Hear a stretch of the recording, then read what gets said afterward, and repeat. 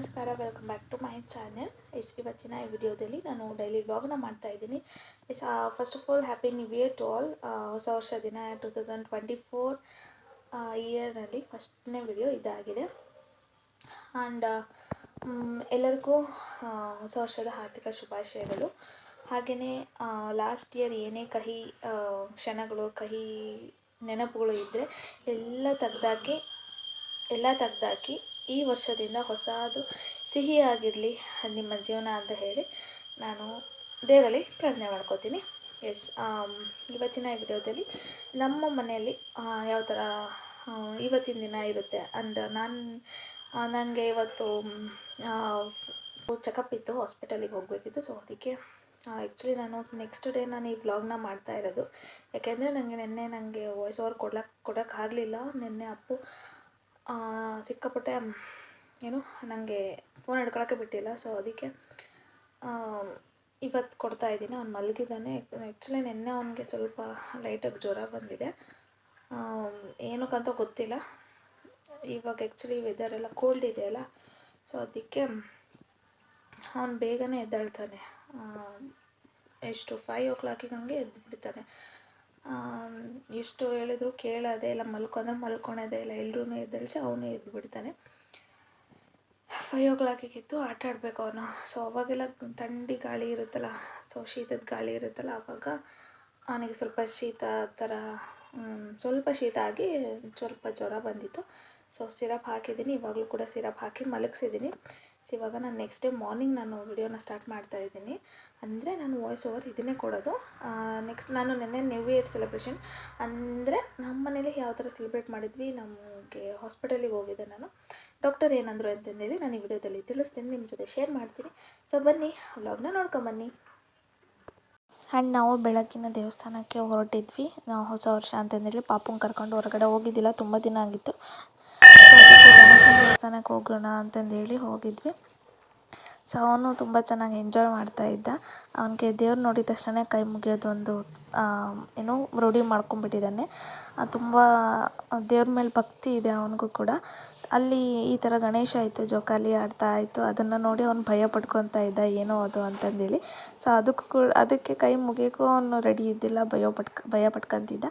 So ಅದಕ್ಕೆ ಅದು ಜಿಜ್ಜಿ ಕಣಪ್ಪ, ನಮಸ್ಕಾರ ಮಾಡು ಅಂತ ಹೇಳ್ತಾ ಇದ್ದರೆ ಅಲ್ಲಿನ ಮುಗಿಸ್ಕೊಂಡು ನಮ್ಮ ಮನೆಗೆ ಹೋಗಿ ಮಯೂರನ್ನ ಬಿಟ್ಟು ನಾವು ನೆಕ್ಸ್ಟು ನಾವು ಹಾಸ್ಪಿಟಲಿಗೆ ಹೋಗಬೇಕು ಅಂತಂದೇಳಿ ಹಾಗೆ ಮಯೂರನ್ನ ಮನೆಯಲ್ಲೇ ಬಿಟ್ಟು ಹೋದ್ವಿ.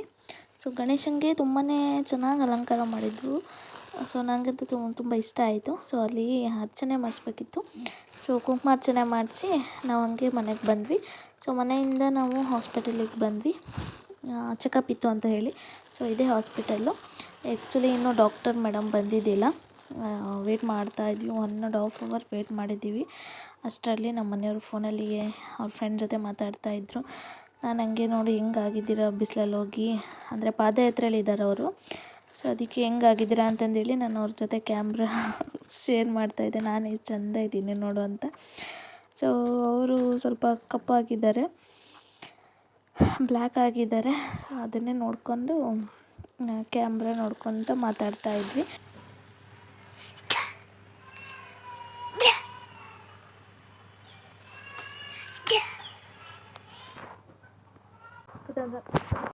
ಇವನು ಒಳಗಡೆ ಜಾಸ್ತಿ ಹೊತ್ತಿರಲ್ಲ, ಸಂಜೆ ಆದ ತಕ್ಷಣ ಹೊರಗಡೆ ಬರಬೇಕು. ಸೊ ಹೊರಗಡೆ ಕರ್ಕೊಂಬಂದಿದ್ದೀನಿ. ಅಪ್ಪು ಪಪ್ಪ ಅನ್ನೋದು ಕಲ್ತ್ಬಿಟ್ಟಿದ್ದಾನೆ ಇವಾಗ. ಪಪ್ಪ ಬೇಗ ಅನ್ನು ಹೆಂಗನ್ನೋದು ಪಪ್ಪ ಅಂತ ಅನ್ನ ಬಜ್ಜಿ ಅನ್ನ. ಪಪ್ಪ ಅನ್ನಲ್ಲ ಅಂದರೆ ನೀನು ಬ್ಯಾಡ್ ಬಾಯ್ ಅಂದ. ಪಾಪ ಅಂತ ಹೆಂಗನ್ನೋದು ಪಪ್ಪ ಅಂತ ಬೇಗ ಅನ್ಬೇಕು. ಗುಡ್ ಬಾಯ್ ಅಂದರೆ ಅನ್ಬೇಕು. ನೀನು ಬ್ಯಾಡ್ ಬಾಯ್, ನೀನು ಮಾತಾಡ್ಸಲ್ಲ. ನಾನು ಚಾಲಿಟು ಹೋಗು, ನೀನು ಚಾಲಿಟು ನನ್ನ ಪಪ್ಪ ಅನ್ನು ಬೇಗ.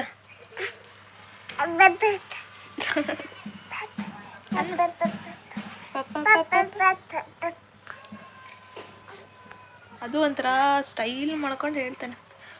ಹಿಂಗೆ ಕಚ್ಚಿ ಅಲ್ಲ ಅನ್ನ ಅನ್ನ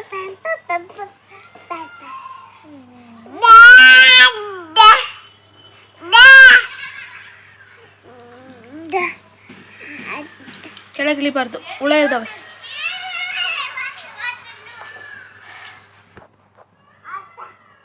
ನ್ಯೂ ಇಯರ್ ಸೆಲೆಬ್ರೇಷನ್ ಅನ್ನೋದು ಏನಿಲ್ಲ, ಹಂಗೆ ಜಸ್ಟ್ ಸಿಂಪಲಾಗಿ ಕೇಕ್ ಕಟ್ ಮಾಡಿಸೋಣ ಅಂತ ಅಂದ್ಕೊಂಡಿದ್ದೀನಿ. ಯಾಕಂದರೆ ಮಯೂರ್ಗೆ ಕೇಕ್ ಅಂದರೆ ತುಂಬಾ ಇಷ್ಟ. ಸೊ ಅದಕ್ಕೆ ಕೇಕ್ ಕಟ್ ಮಾಡಿಸೋಣ ಅಂತ ಅಂದ್ಕೊಂಡಿದ್ದೀವಿ. ಈವ್ನಿಂಗ್ ಏನೋ ಸ್ವಲ್ಪ ಲೇಟ್ ಆದಮೇಲೆ, ಸ್ವಲ್ಪ ಕತ್ಲಾದಮೇಲೆ ಮಾಡಿದ್ರೆ ಚೆನ್ನಾಗಿರುತ್ತೆ ಅಂತ. ಮಿಡ್ ನೈಟಲ್ಲೆಲ್ಲ ಮಾಡೋದೇನು ಸೀನ್ ಇಲ್ಲ. ಅಪ್ಪು ಬೀಳ್ತೀಯ ನೋಡ್ರಿ.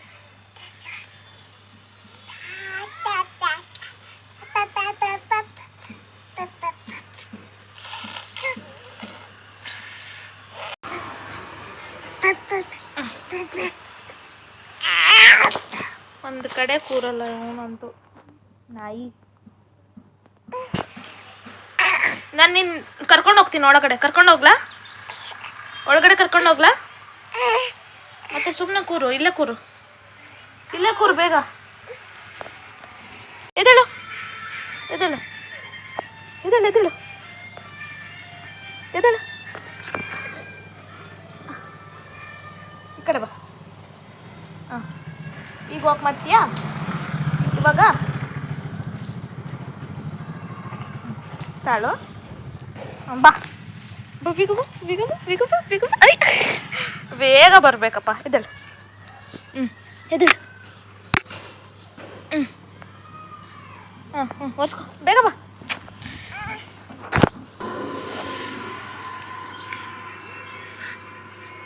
ಎದ್ದೇಳು ಎದ್ದೇಳು ಎದ್ದೇಳು ಎದ್ದೇಳು ಎದ್ದೇಳು. ಬಾ ಬಾ ಬಾ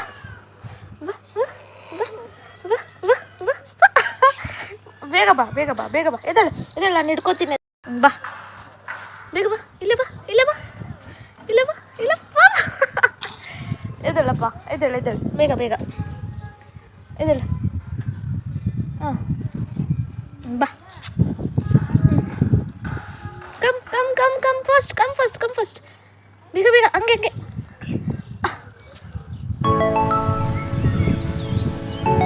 ಬಾ ಇವಾಗ ಬಾ ಇವಾಗ ಬಾ.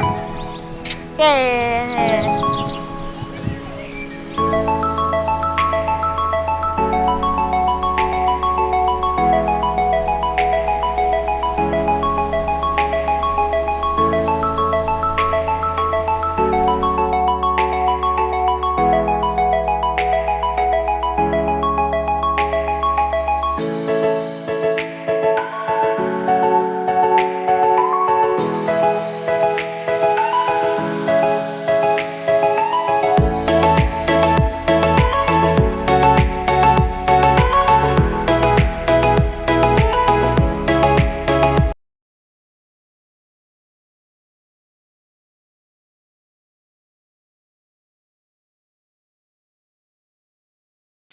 ಈವ್ನಿಂಗ್ ಸೆಲೆಬ್ರೇಷನ್ ಮಾಡ್ತಾಯಿದ್ವಿ, ಕೇಕೆಲ್ಲ ಕಟಿಂಗ್ ಮಾಡಿಕೊಂಡು.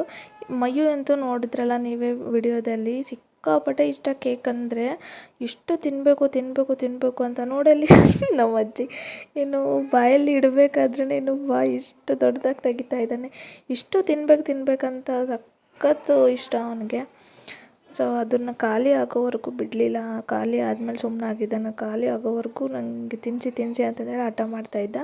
ಆ್ಯಕ್ಚುಲಿ ಅವನಿಗೆ ಅವತ್ತು ಸ್ವಲ್ಪ ಲೈಟಾಗಿ ಜ್ವರ ಇತ್ತು ಅಂತ ಹೇಳಿದ್ನಲ್ಲ, ಆದ್ರೂ ನಾವು ತಿಂತಿದ್ವಿ. ನಾವು ಬೆಳಗ್ಗೆಯಿಂದ ಏನೇನೆಲ್ಲ ಮಾಡಿದ್ವಿ ಅಂತ ನೋಡ್ಕೊಂಬಂದ್ರಿ ಅಲ್ವಾ. ಈಗ ನಾನು ಚೆಕಪಿಗೆ ಹೋಗಿದ್ನಲ್ಲ, ಡಾಕ್ಟರ್ ಏನು ಹೇಳಿದರು ಅಂತಂದೇಳಿ ನಾನು ನಿಮ್ಮ ಜೊತೆ ಶೇರ್ ಮಾಡ್ತೀನಿ. ನನಗೆ ಕೆಲವೊಂದು ಕ್ವೆಶನ್ಸ್ ಬಂದಿತ್ತು.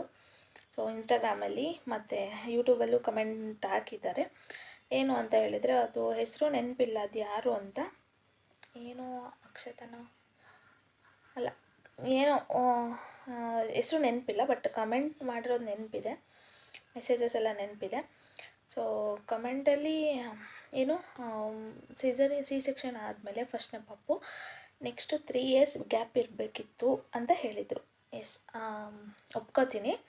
ಸೊ 3 years ಆದಮೇಲೆ ಇರಬೇಕು ಅಥವಾ ಇರಲೇಬೇಕು ಅಂತ ಏನಿಲ್ಲ.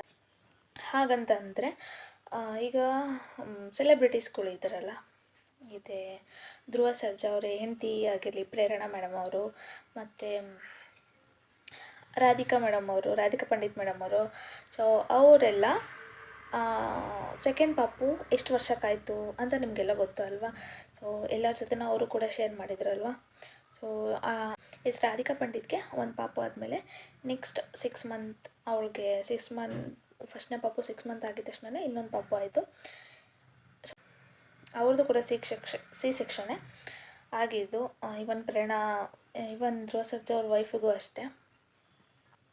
ಸೊ ಇದಕ್ಕೆಲ್ಲ ಏನಂತೀರಾ ನೀವು ಅಲ್ವಾ? ಅದು ಗ್ಯಾಪ್ ಇರಬೇಕಿತ್ತಲ್ವ ಅವರು ಕೂಡ.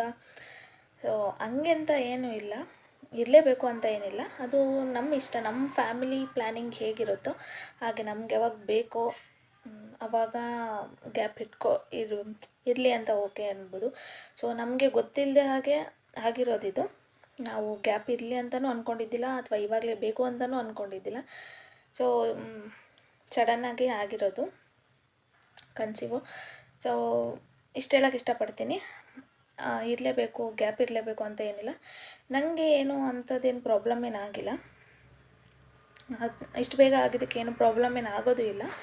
ಬಟ್ ಏನು ಅಂದರೆ ಸ್ವಲ್ಪ ಸೊಂಟ ನೋವು ಜಾಸ್ತಿ ಬರ್ತಾಯಿದೆ ನನಗೆ, ತುಂಬ ಸಿವಿಯರ್ ಪೇನ್ ಬರ್ತಾಯಿದೆ.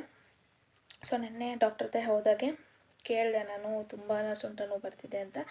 ಸೊ ಅದಕ್ಕೆ ಅವ್ರು ಹೇಳಿದರು ಪೇನ್ ಕಿಲ್ಲರ್ ಏನಾದರೂ ಆಯಿಂಟ್ಮೆಂಟ್ ಅಂತೀನಿ, ಪೇನ್ ಕಿಲ್ಲರ್ ಜೆಲ್ಲು ಮತ್ತು ಸ್ಪ್ರೇ ಇರುತ್ತಲ್ಲ, ಸ್ಪ್ರೇ ಹಾಕೋ ಅಂತ ಹೇಳಿದರು. ಅದೇನೂ ಆಗೋಲ್ಲ, ಅದು ಹಾಗೆ ಸ್ವಲ್ಪ ಬೇಬಿ ವೇಟ್ ಆಗ್ತಾ ಹಂಗೆ ನಿಮಗೆ ಸುಸ್ತಾಗುತ್ತೆ, ಸೊಂಟ ನೋವು ಬರುತ್ತೆ ಅಂತ ಹೇಳಿದರು. ಸರಿ ಅಂತ ಹೇಳಿಬಿಟ್ಟು ನಾನು ಸುಮ್ಮನಾದೆ. ಹಾಗೇ ನಿಮ್ಮ ಕ್ವಶನ್ಗೆ ಆನ್ಸರ್ ಸಿಕ್ತು ಅಂತ ಅಂದ್ಕೊಂಡಿದ್ದೀನಿ. ಆ್ಯಂಡ್ ಮತ್ತು ನೀವು ಮಯೂರ್ಗೆ ತಿನ್ನೋಕ್ಕೆ ಏನು ಕೊಡ್ತೀರಾ, ಏನು ಊಟ ತಿನ್ನಿಸ್ತೀರಾ ಅಂತ ಕೇಳಿದ್ದೀರ. ನಾವು ಅವನಿಗೆ ಏನೂ ಸ್ಪೆಷಲಾಗಂತ ಏನು ಮಾಡೋದಿಲ್ಲ. ಅವನಿಗೆ ನಾವೇನು ತಿಂತೀವೋ ಅದನ್ನೇ ತಿನ್ನಿಸೋದು. ಯಾಕಂದರೆ ಈಗ ಅವ್ನಿಗೆ ಆಲ್ರೆಡಿ 1.5 ವರ್ಷ. ಸೊ ಅದಕ್ಕೆ ಅವನಿಗೆ ನಾವೇನು ತಿಂತೀವೋ ಅದನ್ನೇ ತಿನ್ನಿಸೋದು. ಅವನು ಕೂಡ ಅದೇ ಬೇಕು ಇದೇ ಬೇಕು ಅಂತ ಏನಿಲ್ಲ, ನಾವೇನು ತಿನ್ನಿಸ್ತೀವೋ ಅದೇ ತಿಂತಾರೆ. ನನಗೆ ಖುಷಿ ಅನಿಸುತ್ತೆ, ನನಗೆ ಮಕ್ಕಳು ತಿನ್ನಬೇಕು, ನಾವೇನು ಕೊಟ್ರೂ ತಿನ್ನಬೇಕು. ಅದೇ ಥರನೇ ನನ್ನ ಮಗನೂ ಇದ್ದಾನೆ, ನಂಗೆ ಖುಷಿ ಆಗುತ್ತೆ. ಅವನಿಗೆ ಆ್ಯಕ್ಚುಲಿ ನಿಜವಾಗ್ಲೂ ನನ್ನ ಥರನೇ ಅವನು ತುಂಬ ಫುಡ್ಡಿ. ಅಂದರೆ ಎಷ್ಟು ಬೇಕು ಅಷ್ಟು ತಿಂತಾನೆ, ತುಂಬ ಇಷ್ಟಪಟ್ಟು ತಿಂತಾನೆ, ಏನೇ ಕೊಟ್ಟರು ತುಂಬ ಇಷ್ಟಪಟ್ಟು ತಿಂತಾನೆ. ಬಟ್ ಸಾಕಾದರೆ ಏನು ಬೇಡ ಅಂತ ಹೇಳ್ತಾನೆ. ಈ ಥರ ನಾವೇನು ತಿನ್ನಿಸುವೋ ಅದು ತಿಂತಾನೆ. ಮತ್ತು